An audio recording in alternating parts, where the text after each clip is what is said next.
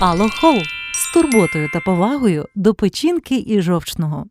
Тим часом у нас є детальна інформація від головнокомандувача Збройних сил України, генерала Валерія Залужного, стосовно кількості збитих ракет над Україною цього ранку. Йде мова про знищену 21 ворожу ракету. Як повідомляє Валерій Залужний, більшість цих ракет – це крилаті ракети. Знищені 15 крилатих ракет, 5 балістичних ракет було знищено і 1 керовану авіаційну ракету вже невеликої дальності. Отож, всього було зафіксовано 41 засіб повітряного нападу противника, як повідомляє головнокомандувач Збройних сил України. Більшість ракет тих типів, які атакують по балістичній траєкторії, тобто росіяни дуже багато балістики застосували, а саме 4 зенітні керовані ракети С-300, С-400 з Білгородської області в напрямку Харківщини і 12 балістичних ракет Іскандер-М теж з Білгородської і Воронезької області були запущені по Україні. Теж, ймовірно, це Харківщина і може бути також і про Павлоград. Тут йде мова про Дніпропетровську область. 15 крилатих ракет, як вже було сказано, Х-101, 555 було запущено зі стратегічних бомбардувальників і 2 керовані авіаційні ракети Х-59 із Су-34 2 літаків з Білгородської області.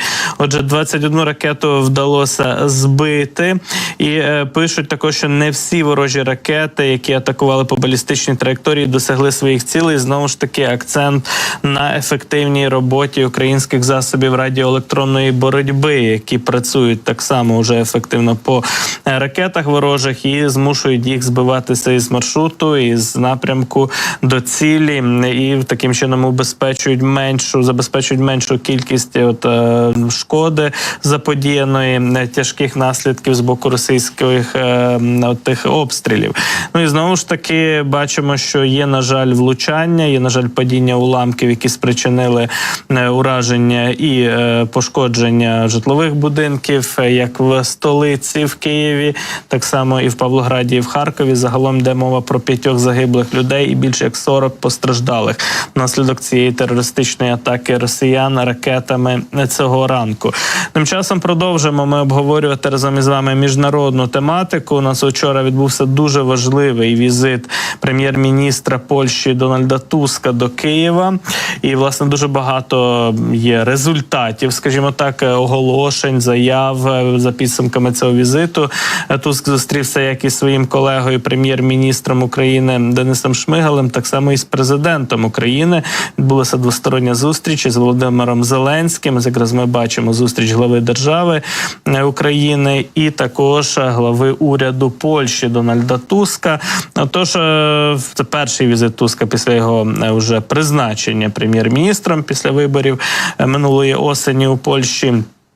І бачимо, що загалом дуже багато позитивних, скажімо так, заяв за підсумками цієї зустрічі вже відбулося. І анонсування оборонного пакету допомоги з боку Польщі, і приєднання Польщі до гарантій декларації безпеки для України, які вже підписали значна кількість держав-представників Великої Сімки або Групи 7. Так само бачимо, і Польща виступає гарантом української безпеки у цьому сенсі. Ну і також інші важливі інфраструктурні проекти обговорювали: відбудову України, покращення транспортного сполучення з Україною, питання кордону, звичайно, який був заблокований, і до кінця зараз не зрозуміло, що буде відбуватися на польсько-українському кордоні в найближчі місяці. Все це обговорювали Дональд Туск і Володимир Зеленський. Звучали також і доволі такі пафосні позитивні слова від прем'єра Польщі стосовно ролі України зараз у цивілізаційній боротьбі проти російської навали, російської загрози і загалом авторитарних диктаторських режимів в світі, у боротьбі між вільним світом і світом, власне кажучи, скованим цими диктатурами. Ми можемо послухати короткий фрагмент із виступу Дональда Туска зі спільної прес-конференції. Це саме тут, в Україні, пробігає світовий фронт між добром і злом.